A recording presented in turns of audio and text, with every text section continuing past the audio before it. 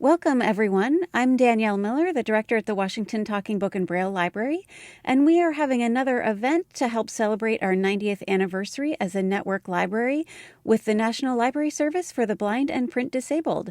And we are so excited to welcome Rena Priest, our Washington State Poet Laureate.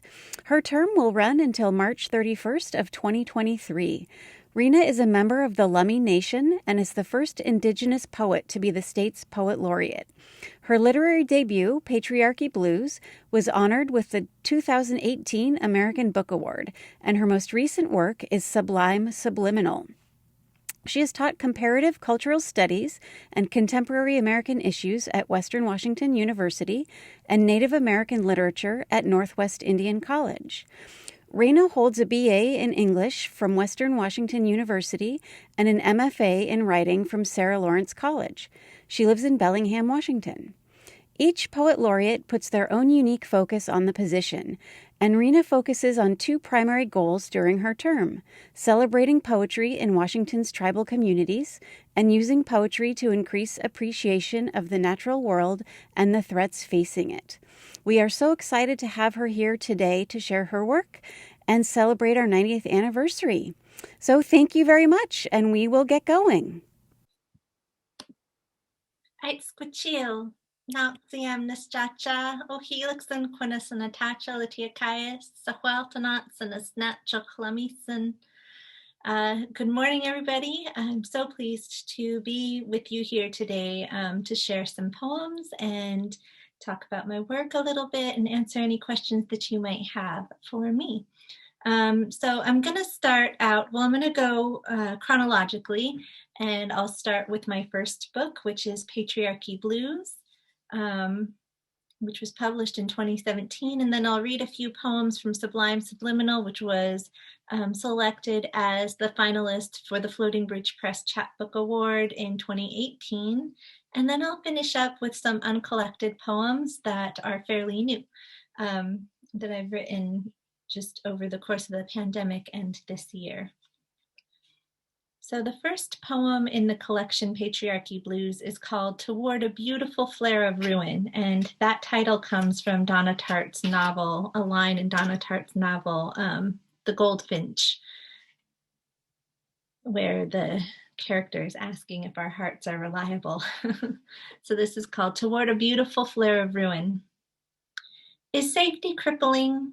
Better to be a fierce and hungry and angry thing of tastes and moods and tempers, to devour, to long for achingly, to walk in between, to hide from oneself, to hide from others, to indulge and set free and destroy, to wish harm on and take it back, to wish not to wish harm on, to howl and wander shameless of the appetites and the failure to desire to curb them, to follow the cravings illicitly, to follow knowing where they lead, or to turn the desires away and open the heart to fall prey to hunger and lack and jealousy and shame and meanness, to lose touch with the fluidity of the spirit, to find new desires and cultivate tastes for the sunrise, to trade the sweetness of transient pleasures for the steady sweetness of your own voice, to be destroyed and rebuilt by songs.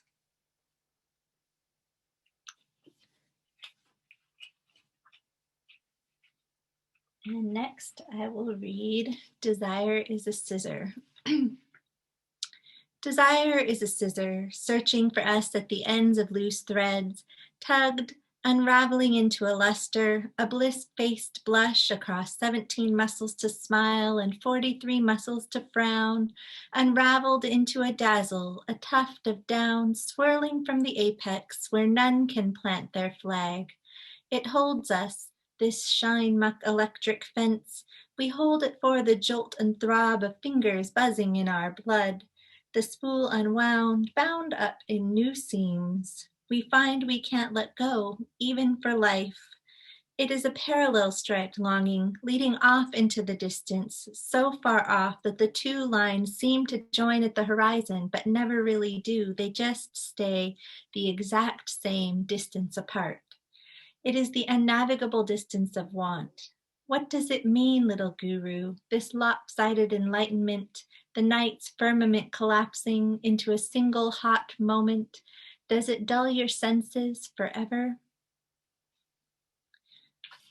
So something that I've had to get used to over the course of the pandemic is giving readings over Zoom where I have to imagine that there's an audience that I'm interacting with. And that has been really challenging for me because one of the things that I love most about reading poetry to an audience is that interaction that we get to have when we're in a room together. And sometimes that includes a little bit of banter or a little bit of discussion about a particular poem that I'm reading or about to share.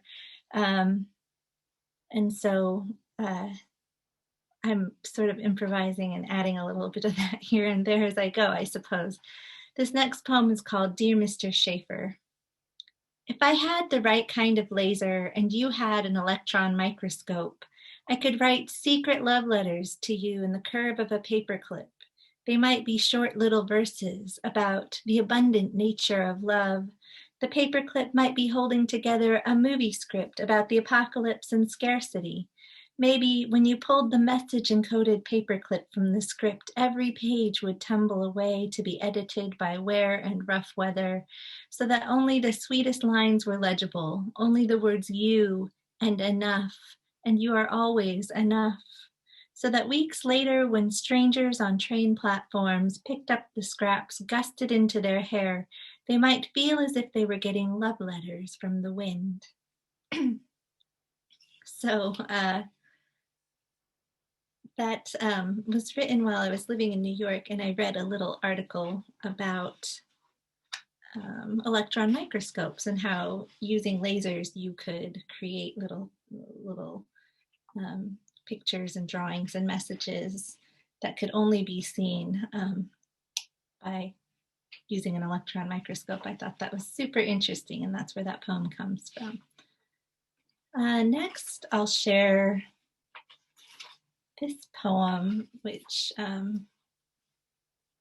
was written using an invented form that my entire second book followed, which is 20 Little Poetry Projects. And it's a form that was invented by an Arizona poet named Jim Zimmerman. Lament for the love of Bunny. She can eat a man whole with her eyes, lick his skinny bones white, sweat him from her pores in the fever of a cold, cold night. It would have the smell of stargazer lilies wilting, and the whole thing would sound like a soft sigh. When first I saw her, she had big hair and a blackened eye. She said, I could make loving you my business. That would be a good first line. But she's closed up shop, and there will be no more sighing like that on our block. She took the red light down, left us to remember the washed out stars above her lonely stoop and a Penatella's hot display. These days we smoke and the time just goes, while our sons of these concrete gardens grow gray, but hard, blossom into stone. Did I ever tell you how once after lovemaking, Bunny saw a roach the size of a meadowlark crawling into the sunlight to die? She would see an ugly thing and sing, I wanna be a part of it, New York, New York. But she's gone. Took the girls uptown, bought them all a home, learned to sew. At least I don't love her no more, so how could we be low beneath these bright lights, though Bunny took the red one down? So a couple more from this collection, I suppose. This one this one is called Desire at the Stitchin' Bitch. Your name makes a sound like a dropped spool bouncing on a sunlit floor. Gwendolyn, Gwendolyn. I repeat it to myself while I sew. Lost in it, my needle surprises me, emerging from the seersucker sleeve in my lap. Whose hands are these? I am losing buttons. I have seen you looking at me as if you know it's me who's been sanding the prayers from the prayer wheels in your shrine, carving lurid desires in their stead, desires unraveling my nights while I spin in my bed, desires saving the world from sickness and death, sickness and death, which exist less and less now that all day my eyes eat shine, and my body is nourished by drums and bells, and my soul, what else tastes to it like something unrequited?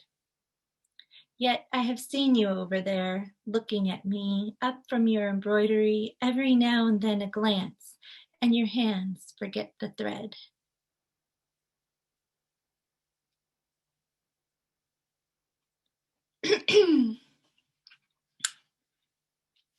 This one is called The Perils of Flight. The scenario is this. A bird is stuck in the house, much like you have seen many times as a child. Your hands keep reaching for the flutter of wings and withdrawing as the bird protests. You know if it cannot be retrieved, the bird will die. It's interesting to know kind of what resonates with people. That poem was discussed by a podcast, a group that meets and does a podcast. And it's so short, I don't ever think much of that poem, but they seemed to have a lot to say. So I thought that was kind of interesting and very cool in regard to that poem. This one is called Nail Salon. The colors shimmer in rows along the walls like springtime on shrooms, a conundrum conjuring variety glistening like an impossible city. Choice is always a factor in happiness. The more choices we're given, the greater our capacity for dissatisfaction. It's okay, there's always red, but then there they stand, a selection sorted aside, sorted in their suggestion. Snake's tongue, Granny used to call painted nails. Poesis, I say, the name to make the shade. Fishnet stockings red, Freaky Friday nights red, Gypsy girl red, vodka and caviar red, drive church ladies insane with envy red, catfight red, will somebody please pay attention to me red. All this and still I can't find a shade to fit the statement that I want to make. This predatory capitalist patriarchy is killing me and I'm trying to learn to like it. Why? Have I never seen that shade in here before? Probably the labels are too small, so they call it girl, just gamboge and forget it. So that's just a sampling of poems from my first collection, Patriarchy Blues, and now I'll start in this collection, Sublime Subliminal.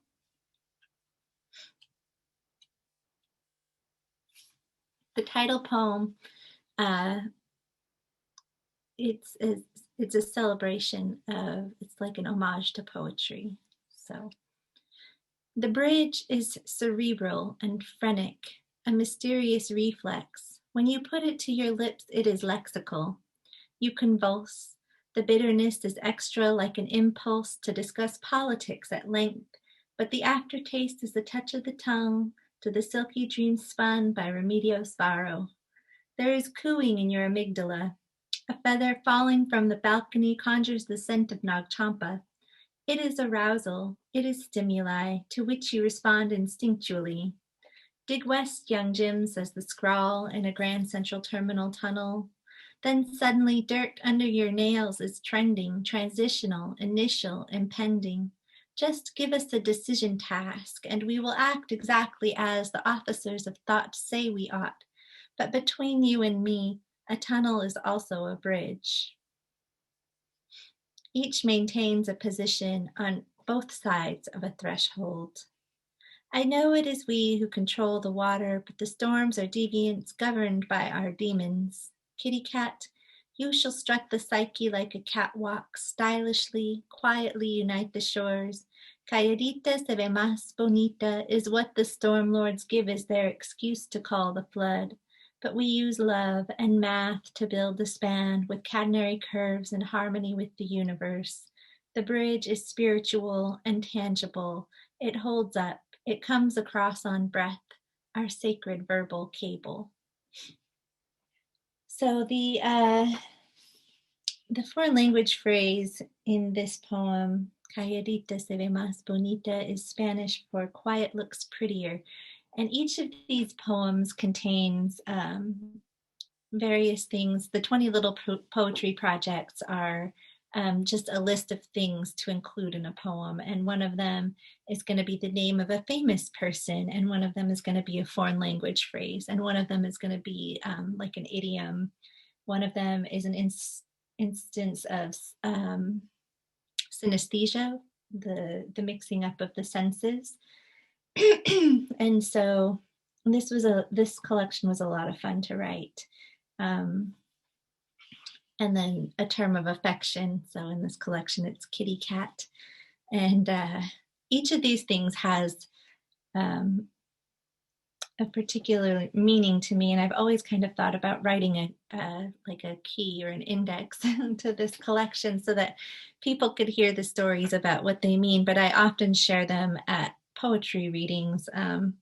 So one of the things that I loved so much about the 20 Little Poetry Projects and why I decided to use it as a form when I wrote this collection, in addition to the fact that it really caused me to celebrate language in a way that I was really missing in my poetry. But the other reason was that I liked that it included a foreign language phrase. Because at the time, you were hearing people talking about, this is America, speak English and things like that. And I always thought that that was just kind of the worst because language in all its forms is so rich. And I loved that this form required including a foreign language phrase.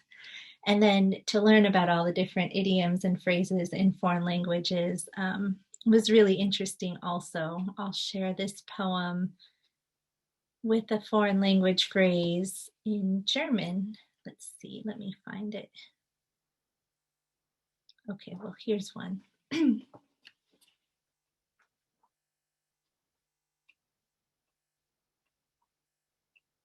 Song for the Barber of Hibbing. The shaving cream is a force field through which reality cannot enter. The foam is made of bubbles, the bubbles made of molecules, the molecules made of impenetrable light. It sounds intimidating, but tastes like creme brulee and feels like rigorous applause. The scent of it enters through the ears and sounds uncannily like visions of Johanna adapted for the screen. With a score that can puncture light, let reality enter so that Mr. Elston Gunn can finally have his shave with across against the grain. He likes them close and doesn't have many left, but a 5 o'clock shadow is for amateurs, whilst a poetic nom de plume and a soft cheek are clearly for a pro.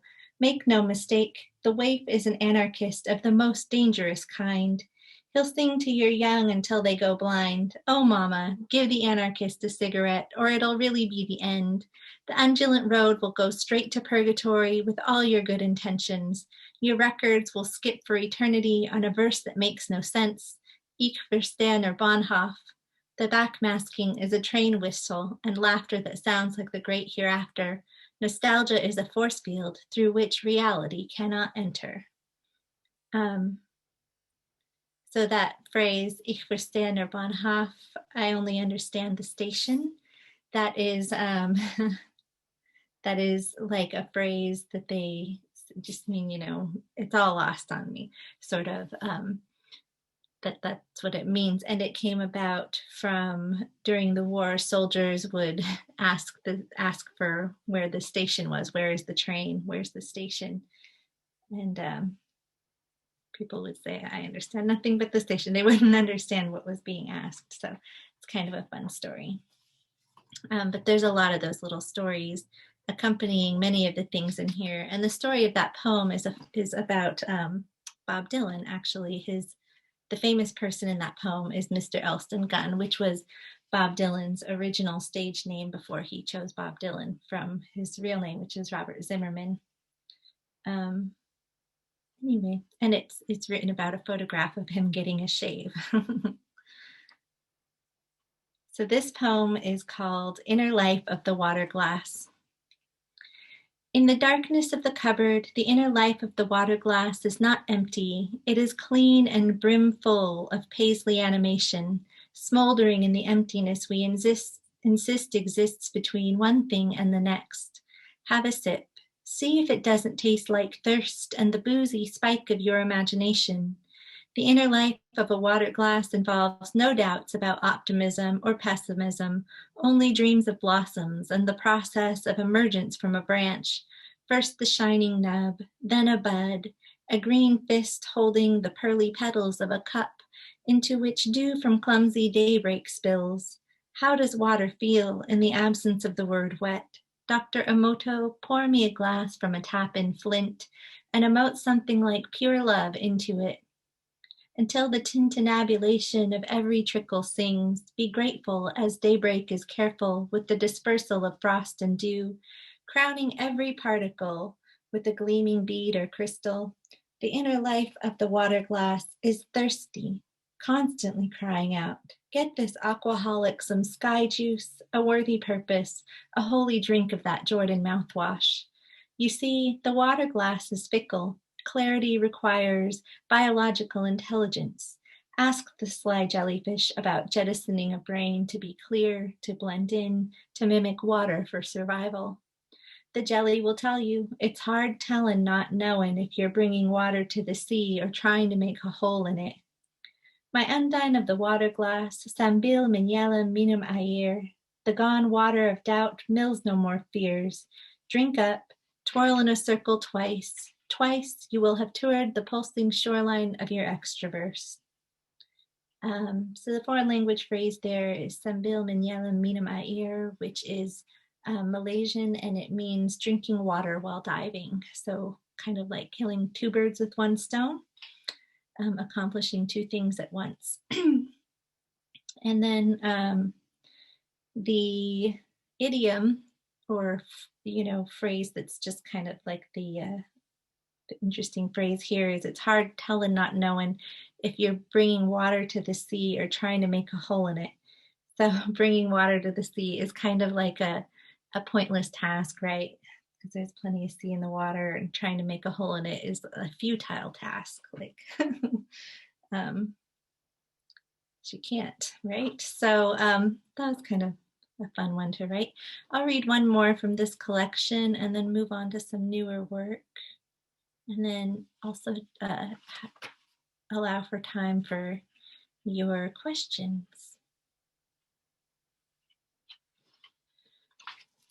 Song of the Blue Cricket. Your face is a trapdoor to euphoria. I see you. I want to see more of you. Your face is a bell. I salivate, secrete secret lusts that taste like abiding bliss, a sweet yet refreshing mix of melons and lemons grown by nymphs. Your face is relentless. I can't forget how it feels like the lanate riff of metal from a germanium fuzzface pedal. I skip across the surface of your glance and sink into its rippling silence. Eons later, I wash ashore smaller, softer, in waves that break like laughter from the crowded cabernets of Montparnasse. I go there to ask Alice Prynne about the photographs. Was man a chimper when he caught her likeness in his light bucket? Your face relents. I forget how it feels, and so I yield to the urge to yield. Let the devil make a nest in my head. The length of a snake is the snake's secret until it's dead. The blue cricket of transcendence keeps a measuring tape under his bed. He says, darlin', dry your tears, and ever hence will live in temples where ample residual resins smolder in unused confessionals. Qu'est-ce que c'est bruit un éclat de rire? Let the soul dangle like a circus aerialist on a thread. A spider on the ceiling, your gaze, is it a safety net or a web? And that French it means, what is that noise? A burst of laughter. So I suppose we will move on to newer poems. The next poem that I'll share, it appears in the Jack Straw Writers Anthology for 2019. I was a 2019 Jack Straw writer and just had a really amazing experience being a part of that cohort, which was curated by Kathleen Flanagan, who was the Poet Laureate of Washington State from 2012 to 2014, and just an amazing poet and an amazing person. So this poem was written as part of my project for the Jack Straw. writers cohort. It's called Shimmy at the Volta. Is it comforting to be told that we are not alone? Do you assume whatever is with us loves us? Perhaps the being who is busy conjuring clouds is watching over us now, too. Does it unsettle you to be told that we are not alone? Are you made leery by a lack of backstory? Who's out there? Perhaps intelligent aliens with bony eyelids and starlit iridescent eyes stare. 3. Of course, we are not alone. We have our own strange reflections, like wings of glass fluttering in a maze of mirrors, perhaps evolved to crack so we can embark, make breakthroughs. 4. We are alone if you believe the universe is one big thing, which it is, in the same way an octopus has one big brain and another in each leg. Perhaps we are alone. Shall we move joyfully and see if anyone joins to have a shimmy? 5. At the Volta, have a shimmy and another in each leg. Make breakthroughs. In a maze of mirrors, eyes stare. Who's in there watching us? Does it love us? So that was a poem that I wrote using a form that I invented, which I suppose playfully titled Oblique Sonnets. I used a series of prompts by Brian Eno called Oblique Strategies. It comes in a deck of cards and you can pull them and it'll tell you to do different things with your creative work. So I pulled 5 cards and it said this: faced with a choice, do both. 2, only a part, not the whole. 3, make a sudden, destructive, unpredictable action and incorporate. 4, what are you really thinking about just now? Incorporate. 5, look closely at the most embarrassing details and amplify them. And so I used those to break apart the sonnet structure and rebuild it. So the poem follows the structure of having 8 lines 4 times and then a 6th line after the Volta, having a 6-line section that could go at the end of each of the previous 4 sections. Anyway, that was kind of a fun project. And so just a few more collected poems and then I'll open it up for questions. This poem is called Tour of a Salmonberry. And some of these were written in my wish to celebrate the beauty of the natural world.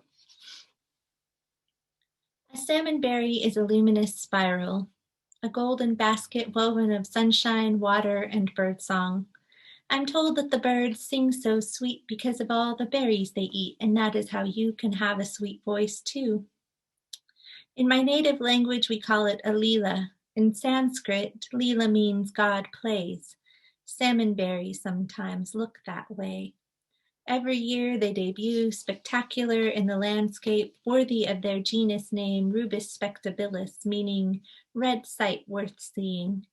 Each druplet holds a seed and the shimmering secret kept by rain of how to rise, float above the earth, feel the sun, then return. And this poem is called A Poem is a Naming Ceremony. What has grown out of what has gone away? The clear-cut patch has grown larger on the mountain. The rivers have grown murky with timber trash, and there's enough runoff cow manure to grow corn out there on the tide flats. I don't want to think about what has gone away. I want to play and meander and forget myself until I can grow a new me in place of all this grief. Learn the language to see the cottonwood as Quayalich each, the dancing tree, the killer whales as Qualmachin, our relatives under the sea, the whole glorious landscape filled with meaning to end my grieving. When I was young, I was invited to learn Quilnuchkin, the people's language. But I said no, I didn't understand. I thought I wanted to learn how to be rich. I didn't know that the only way to possess all the wealth of the world is by naming it. Here is bird song, here is the kiss of a lover, here is the feel of cold water at the peak of summer. I have spent my life with words, trying to name a hint of what I lost by not learning my language. Estitumsen, tutatistsen, estitumsen. And so those last three words, it means I'm doing my best, I'm still learning, I'm doing my best. And that's in our Lummi language, our Chlunuchkin or our Chlumichasen. And this next poem also has, the title is taken from our Chlumichasen also. It's remembering Sila at Schwalisen. And Sila is our name for grandparent, so grandmother, and Schwalisen is a place name. We used to say, when the tide is out, the table is set. The earth provided, and if one day it didn't, the spirit fed us. The glittering turn of the tide, the arc of the sun in the sky, the call of birds, the sound of waves. To be nourished in this way makes glass doors opening and closing themselves between me and that food on grocery store shelves seem false, empty. That food, where does it come from? Whose hands grew it? Was there patience and care? Were there prayers?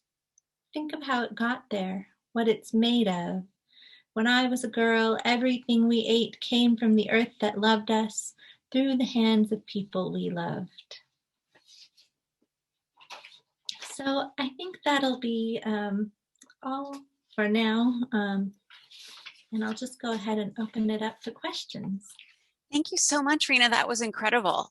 Thank you. It's just wonderful. And I can imagine it's hard not to have the audience to be interacting and see responses and how people are feeling about it. But I'm sure everyone was just as inspired as I was.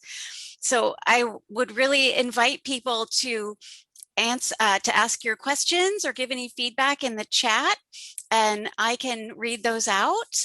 So please do participate. I have some questions as well, so I think we'll have a lot to talk about. I did want to let people know, for anyone who is joining us who is one of our library patrons, Rena was incredibly gracious and recorded all of the poems in Patriarchy Blues for us, so we will have that audio book available. It's available now for our patrons to request on cartridge that we can send out, and it will be available on Bard very soon, and we are in the process of brailing it also. So we'll have that available in multiple formats for you. So that is really wonderful that you were willing to do that for us. It's great to have that own voice of that recording. So thank you. I do have some questions, but right away I wonder, how did you go about finding the foreign language phrases for those poems? How did you do research on that, or how did you find them? Yeah, I did research. I would just sometimes, when I had a moment, look up, foreign language idioms and through Google, and came across some interesting ones. And then when people learned about my project, they would share some of their favorites in their own language. So it was kind of fun. And some of those made it into the collection. So each of those poems has one of the 20 elements in each poem? Mm-hmm. Yep, they all have all 20. Okay, yeah, that's great. Hopefully we'll produce that book as well. So for nature, your goal to see the appreciation of the natural world in your work this year as Poet Laureate, do you think some of the naming of things helps with that, or how do you see the impact of poetry on the natural world? oh, definitely. I feel like poetry is such a useful tool to be able to, make connections to like complicated emotions or thoughts. It's a bridge really between our head and our heart, and I feel like understanding the natural world in a way that is from the heart as much as from our intellect, it can be tremendously powerful. I know that whenever I go to parks or on trails, I'll often see an interpretive exhibit of what the natural, the flora and fauna are kind of around me. Like it'll have descriptions and Latin names for huckleberries, or for whatever kind of animal can be found in the landscape. And I thought it would just be really beautiful to have another way to connect with that. So I'm going to try to work in the coming year with the Park Service and with maybe the Washington Trails Association to see about where are some ideal places to place poems around Washington State in naturally beautiful places, and then invite poets from all over the state to contribute a poem, to submit a poem, and then we'll make selections, I think, collaboratively to place in these places so that people can have another additional way of interacting with the landscape. That would be amazing. You mentioned huckleberry. That's one of my favorite lines from Vinegar. That's one of my favorites, the huckleberry door. It's one of my favorites. I want to read a couple comments. It's something that's very exciting. The Perkins Braille and Talking Book Library is the library for the blind and physically handicapped in Massachusetts. And through one Zoom portal, their whole poetry group is actually joining us right now. So you've got a whole group of participants from Massachusetts, and they say they're so honored to be able to hear you read your poetry today. So we've got one of our colleague libraries joining us, so that's very cool. And then Mary Peters says that that they love your poems so much and appreciate hearing you deliver them. So, and I definitely encourage you guys out there to ask any questions. So you mentioned the versatility of the medium of poetry and including it in the parks and areas. Do you see other ways that poetry can connect communities, or do you think it has any impact, maybe, where we are now with racial justice, or impacts that poetry can make? I mean, I see it as such a powerful medium. Huge, yes, it's so powerful. It is such a connector. So thinking about seeing one another and seeing things in a way that is sort of at like a core, seeing things at the core level of human experience, right? And being able to share kind of complicated experience or unique experiences with another person in a way that they experience it with you in a way, right? I think it was Charles Simic who said that poetry is a little machine that takes what's up here in my head and in my heart and then like transmits it, and so transmits it into you. And I thought that was kind of a perfect description of what a poem is. So it allows, it's really a portal to be able to talk about any kind of experience or concern or anything that a person wants to celebrate in their life or in the world. It's a vehicle for all of that. I think that's a great way to describe it. That's wonderful. That's great. And I see I've got questions in the Q&A. So Q&A or chat, either way you want to submit them, that's great. From Kelsey Smith, I'm very interested in the challenges you provided to yourself with the 20 elements that you mentioned, incorporating a foreign language, phrase, idiom, natural element, etc. Do you have the 20 elements documented somewhere, and is it explained in the book? It's acknowledged at the end of the book, and I provide the title of the invented form, which is 20 Little Poetry Projects by Jim Zimmerman. And if you like, I can put a link to a number of blogs have that. I originally encountered it in a book of prompts, poetry prompts that was collected by Chase Twitchell, I think. What was the name of that book? It's been years now, but I thought it was just such a great prompt. And I looked into it more, and actually the Arizona poet Jim Zimmerman, he unfortunately is no longer with us, but he gave us this incredible form that I enjoyed using so much. And I've seen other people's work who've used that form, and it's just a like really dynamic form to follow. Thank you. Thank you very much. And someone has said, following up on the Bob Dylan reference, what musician's lyrics do you see as important as poetry? It's a great question.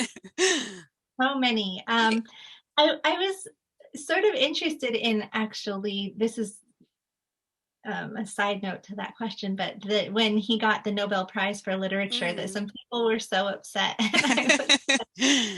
Oh, come on now, because it's his lyrics really are, I mean, literature. Just recently, my daughter made me listen to God on Their Side. She's like, Mom, just listen. You have to listen. Just shh. Just listen to the whole thing. And I said, okay. So, I listened to the whole thing, and it was like, oh my God, it's so beautiful, and powerful. Our justification for going to war, and how he just totally dismantles that in the space of a song, and just addresses all of the things that we've gone to war over, kind of from the very founding of this country, with this slaughter of indigenous peoples all the way up through Vietnam, which is what he was protesting at the time. Anyway, so those lyrics, song is poetry in a way, and has a very powerful place in being able to shape thinking in the same way that poetry does. But as for other musicians whose lyrics do that, there are so many. I listen to a lot of music all the time, and just I guess I relate to it in different ways at different times. Sometimes I remember when I was having like a hard time at work, Beyonce's album Lemonade. The thing, I'd like go and I'd listen to it on my way to work, and it would just kind of prime me for the day to be just like this, kind of no nonsense, really strong, powerful woman. And then also, let's see, I don't know, just there's a lot. The whimsy of like Modest Mouse lyrics. There's just, I could go on, but I won't. I guess the bottom line is there's a lot, and you believe that lyrics are poetry. Definitely. So, okay, thank you. Sarah asks, what aspect of your role as the Washington State Poet Laureate is most exciting to you? I think I'm most excited to visit tribal libraries and museums. I think that that's going to be really cool. I have often been the only Indigenous person in readings, and in the rooms where poetry is celebrated, and it's kind of lonely sometimes, and I'm always excited when I hear Native voices, and when I have been able to participate with other Native performers has been really cool. And so I'm really looking forward to visiting tribal communities and celebrating poetry in tribal libraries and museums across the state. You mentioned tribal libraries. Have libraries in general been a part of your life growing up, or? Yeah, I've always loved the library. Actually, this is kind of cool. One of the very first people that got in touch after I was appointed was my elementary school librarian. Oh. And that was just the best. He sent this really lovely message, and I emailed him back, and I was like, oh, well, so good to hear from you. And it's funny because I think when we are young, we don't really understand maybe the impact that a particular person is having on our lives. But in hindsight, I think he was really, really influential in my life, because one of the things that I studied in undergrad, I originally went to study theater, and our tribal librarian, or not our tribal librarian, but my elementary school librarian also directed the school play every year. And that was always a really fun experience for everybody, but he was a real character. The way that, he brought the performance aspect into the library and would read us poems and stories, and he would act out the characters in the storybooks and things like that. And so I feel like some of that has influenced my desire to perform, but it's just and also my love for hearing language spoken. Yeah. That's wonderful. Great librarian, that Mm-hmm. school library media specialist. That's wonderful. Okay, Riley asks, was your process of writing different when you used the 20-line poems, and did you find it more challenging? Maybe you can speak about your writing process in general, if you want to expand on that. Yeah, so the Sublime Subliminal poems, they came together very quickly. The Patriarchy Blues poems I wrote kind of over a long period of time, and I didn't really know what I was writing about until the title kind of came and pulled the whole collection together, which is funny, and funny to me now because it seems kind of obvious after the fact. But the Sublime Subliminal poems, those came together while I was at a residency at Mineral School near Mount Rainier. And it was a week-long residency for parents. And so I was there for a week, and my proposed project was to write a memoir. And every time I would sit down and try to write my memoir, I would kind of like run into a wall, because this is not where I'm trained, right? Not really nonfiction as much as poetry, and also writing about your own life is kind of sometimes very challenging. So I would stop and I would, just kind of start doing the 20 little poetry projects to kind of like get the language muscle working a little bit. And I did that so often that by the end of the residency, I had like 10 of these whole poems. Okay, well, maybe I didn't get a memoir out of it, but I got these poems. And so I kept going, and I ended up having a collection. The residency was in September, and I had enough for a collection to start submitting by December. And so I started sending the work out by December, and then it was picked up by Floating Bridge Press. And I was so excited because Floating Bridge Press is like a, kind of a big deal amongst us poets here in Washington State.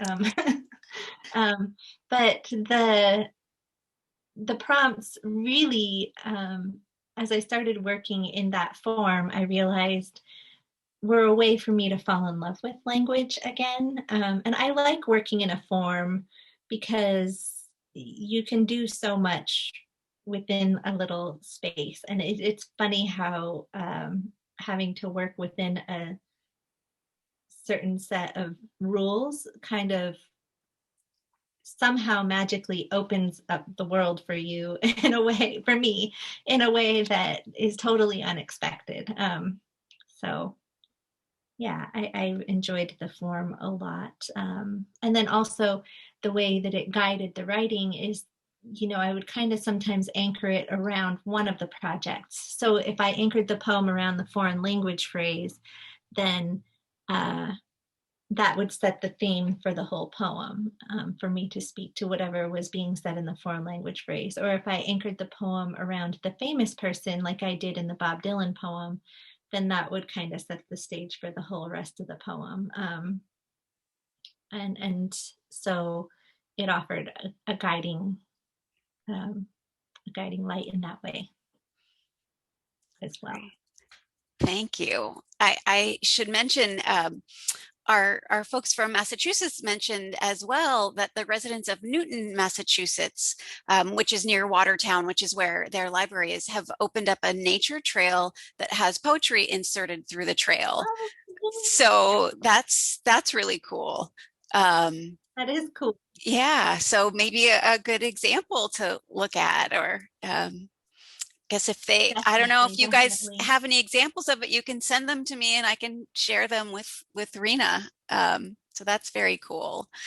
How do you think that the internet and social media have helped or changed the accessibility of poetry? Do you think it's gotten more people interested in it, or has it changed anything? Created more poets? I think that I think that it has actually helped. I think that it's gotten people interested in it in kind of a different way. Um, you know, you have like the Rupi Kaur phenomenon, which has sort of opened up poetry to a whole new audience, I think. Yeah, I think that it has helped. And in my own community of poets, I find that reading a poem that someone has shared is always just this really nice and refreshing break from whatever else goes on social media. I really sort of find a lot of sanctuary in my poets, in my poet friends, in those venues of media. So I think that it's kind of a really beautiful way to share and connect across great distances, and it has helped a lot during the pandemic when we can't really be together. But we have Zoom, and we have our social media communities of poets, and that has been very nourishing. That's great. Do you have particular poets that have inspired your work, or that you look to for inspiration? Yes, a lot. I think probably in terms of sort of, I think, how I shaped my voice, or how where I found resonance with my own voice. It was probably, it started out with kind of maybe James Tate and Frank O'Hara, and the way that they're just so kind of like plain speaking, but they play with like whimsical, well, James Tate anyways plays with these whimsical narratives, and the way that Frank O'Hara will look at a regular situation, and then so much of himself comes through. I think I used that as a model to kind of like, okay, how is he relating to this particular thing in an authentic way? And I think that helped me to see how that is really what poetry wants to do, is like take one person, your poet's experience of a particular thing, and then just kind of like put it out in and amplify it out into the world where someone else can hear it and absorb it and interact with it, and experience it through you. And as part of that experience, have you, the poet, to experience you as well. So I think that was where I first really kind of internalized that, was in reading Frank O'Hara. But there's just tons, like so many poets. I answered a similar question because I often will get asked, who are the poets that you love most and who influences your work? And I realized I always had a hard time answering that question, I think because it just sort of is whoever I happen to be reading at a particular moment. And so it's kind of tricky, but there have been phases. I went through like a big Elizabeth Barrett Browning phase in high school, and Edgar Allan Poe in middle school, and it was always about sort of Mary Oliver right before I went to graduate school. Mary Oliver and Billy Collins before I went to graduate school were like where it was at for me. So you go through phases, and love different people for what they can give you at different times in your life, and you get what you need. Do you think it's the responsibility at all of a poet to make sure that people can understand their poems, or just leave it up to the reader? Because it seems like for some people poetry is inaccessible because they feel like they don't understand what the poem means. Does that matter?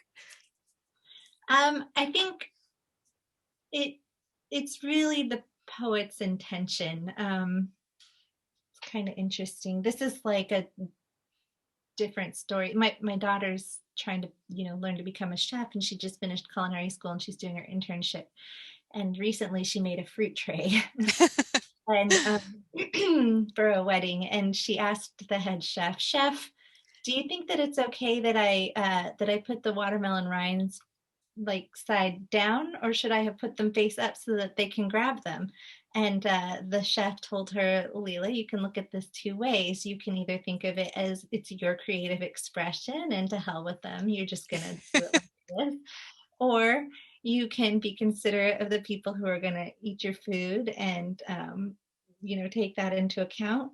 But either way, they have tongs, I think. So you can and I thought that was really funny, that it just doesn't really matter because there's like tools that you can use to get to what you need. But in poetry, I think I have written poems to just kind of be experiential, like the Sublime Subliminal poems.